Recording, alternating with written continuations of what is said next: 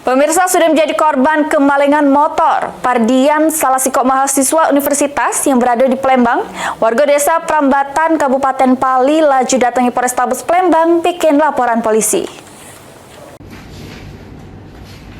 Dari keterangan korban nyerito kejadiannya bermula, dirinya yang sedang parkir ke motor di depan kosan sekira jam 6 sore dengan kondisi setang dikunci. Di Jalan Rawajaya 3, Kecamatan Kemuning, Palembang, tepatnya kosan Sadia, merasa motor sudah aman, korban langsung ke juru kosan gunona istirahat tedo. Korban ngatakan dirinya tahu motornya lenget pada pagi harinya pas bangun tedo, terus ngecek motor di parkiran dak taunya lenget di empat maling. Korban yang bingung langsung minta tolong tetangga ngecek kamera pengawas. Bener bae motor korban diempat pelaku pada subuh hari sekira jam 4 liwat. Atas kejadian tersebut, korban kehilangan motor kesayangannya merek Honda Beat Street warna hitam BG 5808 PAS dengan total kerugian diperkira ke 12 juta rupiah. Kehilangan motor. Macam mana bisa hilang tuh?